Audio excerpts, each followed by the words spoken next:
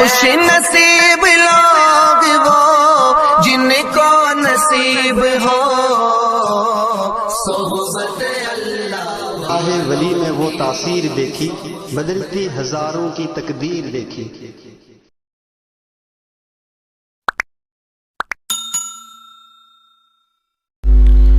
بسم اللہ الرحمن الرحیم، الحمدللہ رب العالمین، والصلاة والسلام علی رسولہ الکریم، اما بعد، فاعوذ باللہ من الشیطان الرجیم، بسم اللہ الرحمن الرحیم، کل نفس ذائقۃ الموت، صدق اللہ العظیم۔ بزرگان محترم اور میرے عزیز ساتھیو، گزشتہ کی مجلس میں میت کو غسل دینے کے متعلق کچھ باتیں، کچھ مسائل، کچھ احکام اور اس کو میت کو غسل دینے کا طریقہ آپ حضرات کے سامنے بیان کیا تھا۔ آج کی مجلس میں میت کو کفنانے کے متعلق مسائل اور احکام اور اس کا طریقہ بیان کیا جائے گا۔ حدیث پاک میں ہے کہ نبی کریم صلی اللہ علیہ وسلم نے ارشاد فرمایا کہ آپ لوگ سفید کپڑے پہنا کرو، اس لیے کہ آپ لوگوں کے لیے یہ کپڑے بہتر ہے، اور اپنے مردوں کو انہی کپڑوں میں کفنا دیا کرو، اپنے مردوں کو انہی کپڑوں میں کفن دیا کرو۔ اس سے پتہ چلا سفید کپڑا زندگی میں بھی بہتر ہے استعمال کرنا، اور مرنے کے بعد میت کے لیے کفن کے لیے سفید کپڑا استعمال کرنا یہ بھی بہتر ہے۔ اسی طریقے سے ماں عائشہ رضی اللہ تعالیٰ عنہ فرماتے ہیں کہ نبی کریم صلی اللہ علیہ وسلم کو 3 یمنی کپڑوں میں کفن دیا گیا۔ اس میں سے ان 3 کپڑوں میں کوئی سلا ہوا کرتا، سلا ہوا قمیص نہیں تھی، نہ امامہ تھا۔ تو اس سے پتہ چلتا ہے کہ مرد حضرات کے لیے 3 کپڑوں میں مردوں کو کفن دینا یہ مسنون ہے۔ علماء کرام نے، فقہاء کرام نے کفن کی 3 قسمیں کو بیان کیا ہے۔ ایک ہے کفن مسنون، ایک ہے کفن ضرورت، اور ایک ہے کفن کفایت۔ کفن مسنون مردوں کے لیے 3 کپڑے ہیں، عورتوں کے لیے 5 کپڑے ہیں۔ مردوں کے لیے 3 کپڑے، ایک تو لفافہ، اس کے اوپر قمیص جس کو کرتا بھی کہہ سکتے ہیں، اور ایک تو لفافہ، دوسرا ازا، اور تیسرا قمیص جس کو کرتا بھی کہتے ہیں۔ یہ 3 کپڑے مردوں کے لیے مسنون ہیں،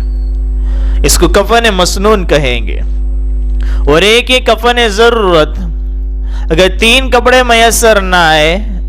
2 کپڑے مل جائے، 3 کپڑے کا انتظام نہیں ہے تو 2 کپڑے میں کفن دے دے، یہ کفن ضرورت ہے۔ مرد کے لیے 2، عورتوں کے لیے 3 کفن۔ اور کفن کفایت کہ جتنا کپڑا مل جائے، جتنا کپڑا میسر ہو، اسی کپڑے میں مرد کو اور عورتوں کو کفنا دیا جائے، اس کو کفن ضرورت کہتے ہیں۔ لیکن اس کا خیال رکھا جائے کہ سطر چھپ جائے کسی نہ کسی طریقے سے۔ اگر اتنا کپڑا ہے کہ اس سے زیادہ کپڑا ہی نہیں ہے، اتنا ہی کپڑا ہے، تو اس کپڑے کو جتنا کپڑا اسی کپڑے میں مرد کو اور میت کو مرد ہے تو عورت، اس کو کفنا دیا جائے گا، اس کو کفن ضرورت کہتے ہیں۔ جیسے کہ روایت میں آتا ہے کہ مصعب بن عمیر رضی اللہ تعالیٰ عنہ کے بارے میں کہ انہیں کفن دینے کے وقت جب سر ان کا چہرہ ڈھانکتے تھے تو پیر کھل جاتے تھے، جب پیروں کو ڈھانکا جاتا تھا تو سر کھل جاتا تھا۔ تو نبی کریم صلی اللہ علیہ وسلم نے ارشاد فرمایا کہ سر کو ڈھانک دو، چہرے کو ڈھانک دو، اور پیر پر ازخیر قسم کی گھاس آتے اس سے ڈال دی۔ تو کفن کی 3 قسمیں، کفن مسنون مرد کے لیے 3 کپڑے، عورتوں کے لیے 5 کپڑے، کفن ضرورت مردوں کے لیے 2 کپڑے، عورتوں کے لیے 3 کپڑے، اور کفن کفایت جو کپڑا مل جائے، جتنا میسر ہو اسی کپڑے میں کفن دے دیا جائے۔ کفن کا کپڑا کتنی قیمت کا ہونا چاہیے، کس قسم کا ہونا چاہیے، علماء کرام لکھتے ہیں کہ کفن انسان اپنی ضرورت میں جتنی مقدار میں جس قسم کا کپڑا پہنتا تھا، جس حیثیت کا وہ کپڑا پہنتا تھا، اسی حیثیت کے مطابق مردے کو کفن دیا جائے گا۔ یہ ہمارے ایک عام رواج ہے کہ بھئی مرد ہے، عورت ہے، مالدار ہے، غریب ہے، سب کے لیے ایک ہی قسم کا کفن ہوتا ہے، ایک ہی طرح کا کپڑا ہوتا ہے۔ لیکن علماء کرام نے لکھا ہے کہ انسان مرنے کے بعد اپنی حیاتی میں جس حیثیت کا وہ کپڑا پہنا کرتا تھا، اس حیثیت کے مطابق اس کو کفن دیا جائے۔ اسی طریقے سے کفن دینا، کفن پہنانا یہ بھی فرض کفایہ ہے۔ حدیث پاک میں ہے کہ مسلمانوں کے لیے میت کو غسل دینا، اس کو کفن پہنانا، اس پر نماز جنازہ پڑھنا اور اس کو دفنانا یہ فرض کفایہ ہے۔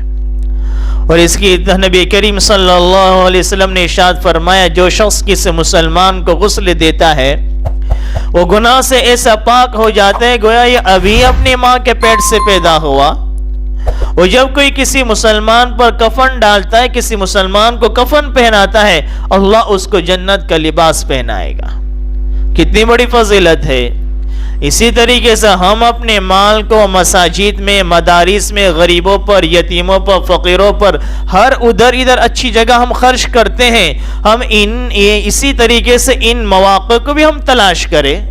کہ اگر ہمارے معاشرے میں، ہمارے علاقے میں کسی غریب کا، کسی محتاج کا انتقال ہو گیا تو اس کی تجہیز و تکفین کی ذمہ داری خرچ اپنے ذمہ ہم لے لیں کہ اس کی پوری تجہیز و تکفین کا ہم انتظام کر لیں۔ اس کے لیے ہم نے کفن لا کر دے دیا، اس کی قبر کا ہم نے انتظام کر دیا، تو چند روپیہ ہم نے خرچ کر دیا۔ آدمی ادھر مسجدوں میں، مدرسوں میں، ہر طرف دیتا ہے، لیکن اس طرف اس کی نظر نہیں جاتی کہ مالدار ہے، اسی کے محلے میں غریب شخص رہنے والا، لیکن اسی کے گھر میں اگر انتقال ہو جاتا ہے، میت ہو جاتی ہے، تو کفن لانا ہے، قبر کھودنا ہے، قبر کھودنے والے کو دینا ہے، غسل کرانے والے کو ہدیہ دینا ہے۔ ان تمام اخراجات کو ملائے، اور اگر بیمار ہے تو ہاسپٹل سے جو بل نکلا ہے تو ان کو دیکھا جائے تو ایک لمبی رقم اس کی بن جاتی ہے۔ اگر ہم ان کا ساتھ دے دیں تو ایک بڑا بوجھ ان کے سروں سے ہلکا ہو جائے گا۔ تو کفن کے متعلق تو انسان اسی طریقے سے کفن اپنی زندگی میں بھی لے کر رکھ سکتا ہے کہ آدمی نے اپنی زندگی میں، اپنی حیاتی میں کپڑا لے کر رکھ دیا، یا بہت سے حضرات اپنے کفن کے کپڑے کو جو عمرے کے لیے گئے جاتے ہیں یا حج کے لیے جاتے ہیں تو جن چادروں کو احرام میں استعمال کیا، انہی چادروں کو زمزم کے پانی میں تر کرتے ہیں، اور اسی ترشدہ احرام کی چادروں کو کوئی کہتا ہے کہ اپنے کفن بنا لینا، تو اپنے کفن میں استعمال کر رہے ہیں، تو کوئی حرج کی بات نہیں، بلکہ تبرک کے طور پر اس طرح سے کرنا چاہیے کہ زمزم کے پانی میں بھیگی ہوئی تر جو چادر ہیں یا کفن ہے، اس کے ذریعے سے کفن دینا، یہ تبرک لکھا ہوا ہے، برکت حاصل کرنے کے ذریعے جائز اور بہتر لکھا ہوا ہے۔ اسی طریقے سے میت کو کفن کس طرح سے دیا جائے گا، کس طرح سے پہنایا جائے گا؟ جب اسے غسل دے دیا گیا تو غسل دینے کے بعد ایک دوسری چارپائی پر، صاف ستھری چارپائی پر یا زمین ہی پر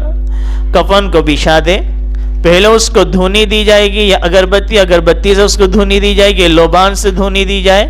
جس طریقے سے غسل کرانے سے پہلے غسل کے تختے کو لوبان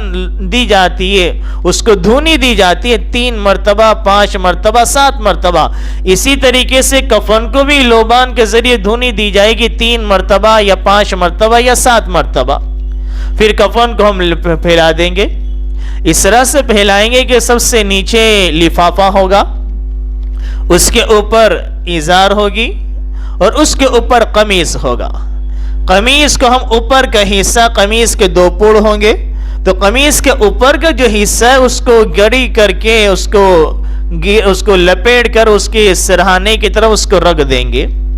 اور وہاں سے اس کو جب غسل دینے کے بعد اس تختے سے لے کر میت کو کفن پر رکھیں گے۔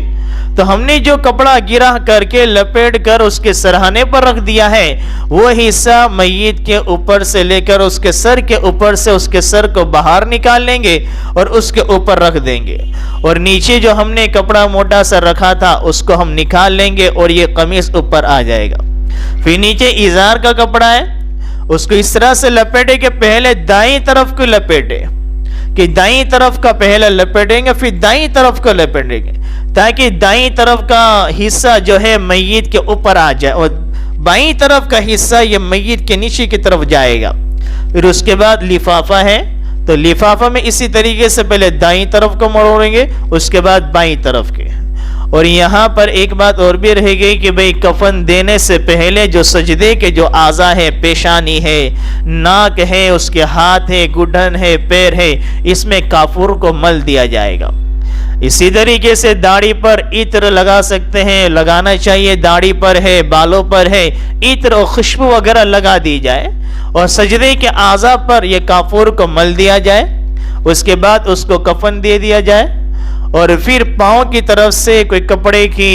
ٹکڑی لے کر اس کو گرہ لگا دے، اس سر کے پاس بھی لگا دے، درمیان سے بھی لگا دے، تاکہ ہوا وغیرہ چلنے سے یا آگے پیچھے ہونے سے اس کا کفن کھل نہ جائے۔ علماء کرام نے ایک واقعہ بیان کیا کفن کے متعلق کہ امام رجب رحمت اللہ علیہ کے پاس ایک شخص آیا، کفن چور تھا، جس نے ایک توبہ کر لی تھی۔ حضرت عمر رضی اللہ عنہ کے زمانے میں بھی ایک کفن چور کا واقعہ لکھا ہوا ہے کتابوں میں، بڑا مشہور معروف واقعہ ہے۔ یہ امام رجب رحمت اللہ علیہ کے پاس ایک شخص آیا جو کفن چور تھا، اس نے توبہ کر لی تھی۔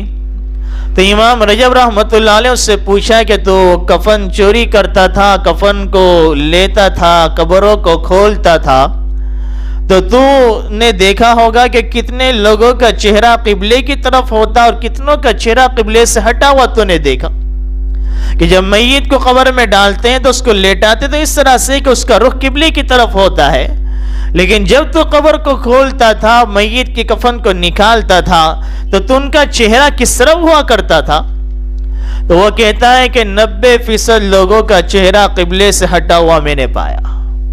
90% لوگوں کا چہرہ میں نے قبلے سے پھیلا ہوا پایا۔ امام رجب رحمت اللہ علیہ فرماتے ہیں یہ میں نے واقع امام اوزاعی رحمت اللہ علیہ کو سنایا کہ ایک شخص میرے پاس آیا جو کفن چوری کیا کرتا تھا، اس نے توبہ کر لی، اس کو میں نے یہ سوال کرا تو اس نے یہ جواب دیا۔ امام اوزاعی رحمت اللہ علیہ نے فرمایا کہ جو بندہ زندگی میں اس کا رخ سنتوں کی طرف ہوتا ہے، اللہ اس کے رسول کی طرف ہوتا ہے، قرآن احادیث کی طرف ہوتا ہے، اللہ اس کے چہرے کو قبر میں بھی قبلے کی طرف کرتے ہیں۔ اور جس کا رخی زندگی میں اللہ کی طرف نہ ہو، اللہ کے رسول کی طرف نہ ہو، قرآن کے احکامات کی طرف نہ ہو، نبی کی تعلیمات کی طرف نہ ہو، سنتوں کی طرف نہ ہو، تو اس کا چہرہ قبر کے میں جانے کے بعد بھی قبلے سے ہٹ جاتا ہے۔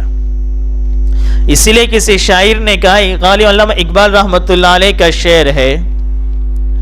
جس کا خلاصہ یہ نکلتا ہے کہ ہم جس سمت کی طرف نماز پڑھ رہے ہیں قبلہ تو اس طرف ہے، لیکن ہم نے رخ قبلے کی طرف نہیں کر رکھا ہے، ہمارا رخ تو لوگوں کی طرف ہے۔ ہم تو ظاہر میں قبلے کے سامنے کھڑے ہیں، زبان سے کہتے ہیں کہ میرا چہرہ قبلے کی طرف، ہم قبلے کے رخ کر کے نماز پڑھتے ہیں، لیکن جیسے ہم نمازیں شروع کرتے ہیں ہمارے دل و دماغ میں تو مخلوق ہی مخلوق ہوتی ہے، دنیا ہی دنیا ہوتی ہے، دنیا مال و دولت ہی ہوتی ہے، تو چہرہ تو قبلے کی طرف ہوتا ہے لیکن حقیقت میں ہمارا رخ مخلوق کی طرف ہوتا ہے، قبلے کی طرف نہیں ہوتا ہے۔ تو کفن کے متعلق مردوں کے لیے 3 کپڑے ہیں، عورتوں کے لیے 5 کپڑے ہیں۔ عورتوں کے لیے 2 کپڑے کا اضافہ کیا جائے گا، ایک تو اوڑھنی اور ایک سینہ بند، کہ اللہ تعالیٰ نے شریعت نے مرنے کے بعد بھی عورتوں کے کفنوں میں اضافہ فرمایا، پورے طور پر پردے کا اہتمام فرمایا کہ مرنے کے بعد بھی پردے کے اہتمام ہے، زندگی میں پردے کا کتنا اہتمام ہونا چاہیے۔ اسی طریقے سے اگر کوئی بچہ ہے، بچے کا انتقال ہو گیا، نابالغ بچہ ہے لیکن وہ نابالغ بچہ بلوغت کے قریب ہے، نابالغ لڑکا ہے یا نابالغ لڑکی ہے، اس کا انتقال ہو گیا لیکن بلوغت کے قریب 11-12 سال کی عمر ہے اور ان کا انتقال ہو گیا، تو ان کو بھی غسل دیا جائے گا۔ اور ان کے کفن کا کیا مسئلہ؟ تو جس طرح سے مرد حضرات کو، بالغ حضرات کو کفن دیا جاتا ہے، اسی طریقے سے ان بچوں کو بھی جو نابالغ ہے لیکن بلوغت کے قریب ہے ان کو بھی مردوں کی طرح، لڑکا ہے تو 3 کپڑے، لڑکی ہے تو 5 کپڑے میں کفن دیا جائے گا۔ لیکن اگر کوئی چھوٹا بچہ ہے، نابالغ ہے، چھوٹا بچہ ہے، بلوغت کے قریب نہیں ہے، 5 6 7 سال کا بچہ ہے، تو اس کے لیے بھی بہتر ہے کہ 3 کپڑے، لڑکا ہے لڑکی ہے تو 5 کپڑے، اگر 2 کپڑے میں بھی کفن دے دے لڑکے کو تو حرج کی بات نہیں، درست و جائز ہوگا۔ اسی طریقے سے بہت سے حضرات بچوں کا مسئلہ بھی پوچھتے ہیں کہ جو بچہ پیدا ہوگا، وہ بچہ پیدا ہونے کے بعد اس کا انتقال ہو گیا، مر گیا، اس کے غسل کا، کفن کا، نماز جنازہ کا کیا مسئلہ ہے؟ تو اس کا مسئلہ یہ کہ جو بچہ زندہ پیدا ہوا، جو بچہ اپنی ماں کے پیٹ سے، حمل سے زندہ پیدا ہوا اور پھر دنیا میں آ کر مر گیا، تو اس کو غسل بھی دیا جائے گا، اس کو کفنایا بھی جائے گا، اور اس پر نماز جنازہ بھی پڑھی جائے گی، اس کا نام بھی رکھا جائے گا اور اس کو دفن کر دیا جائے گا۔ لیکن ایک بچہ مرا ہوا ماں کے پیٹ سے پیدا ہوا، حمل سے نہ مرا ہوا ہی مردہ بچہ پیدا ہوا، تو اب اس کو نہلایا تو جائے گا اور ایک کپڑے میں لپیٹ دیا جائے گا، اس پر نماز جنازہ نہیں پڑھی جائے گا، اس کو دفن کر دیا جائے گا اور اس کا نام بھی رکھا جائے گا، لیکن اس پر نماز جنازہ نہیں پڑھی جائے گی۔ نماز جنازہ اسی پر پڑھی جائے گی جو زندہ پیدا ہو، اگر مردار بچہ پیدا ہوا تو اس پر نماز جنازہ نہیں پڑھی جائے گی۔ اسی طریقے سے اسقاط حمل ہو گیا، حمل ساقط ہو گیا، اور اگر حمل ساقط ہوا تو وہ حمل اتنا چھوٹا ہے کہ اس کے اعضاء بنے ہوئے نہیں ہیں، ناک، آنکھ، منہ، ہاتھ، پیر، کوئی اعضاء بنے ہوئے نہیں ہیں، تو اس صورت میں اس کو کپڑے میں لپیٹ کر دفن کر دیا جائے گا۔ یہاں ایک مسئلہ وہ بھی سمجھ لے کہ انسان کے بدن کا ہر عضو قابل اکرام ہے، انسان کے بدن کا ہر عضو قابل احترام ہے۔ ہمیں اپنے عضو، ہمارے بدن سے نکلنے والی چیزیں، ان کو بھی اس طرح سے پھینکنا نہ چاہیے، بلکہ ان کو ایک جگہ دفن کرنا چاہیے۔ ناخن ہے، بال ہے، یہ چیزیں کبھی اکرام کتابوں میں لکھا ہے، ضروری ہے۔ تو خیر اگر اسقاط حمل ہوا اور وہ بچہ اتنا ہے کہ اس کے ناک، ہونٹ، کان، ہاتھ، پیر بنے ہوئے، اعضاء بنے ہوئے نہیں ہیں، تو اس صورت میں کپڑے میں لپیٹ کر اس کو دفن کر دیا جائے گا اور اس کا نام نہیں رکھا جائے گا۔ لیکن اگر اسقاط حمل ہوا لیکن اس کے اعضاء بنے ہوئے اور اکثر اعضاء جسم کے بنے ہوئے ہیں، تو اس صورت میں اس کو نہلائے اور اس کو کپڑے میں لپیٹا جائے گا، اس کا نام بھی رکھا جائے گا، کیونکہ اس کے اعضاء بھی بن چکے ہیں، اکثر بچہ بن چکا ہے، تو اس کا نام بھی رکھا جائے گا اور اس کو کفن دے کر اور کپڑے میں لپیٹ کر اس کو دفن کر دیا جائے گا۔ اللہ تعالی ہم سب کو سمجھنے اور عمل کرنے کی توفیق عطا فرمائے، آمین۔ وما علینا الا البلاغ۔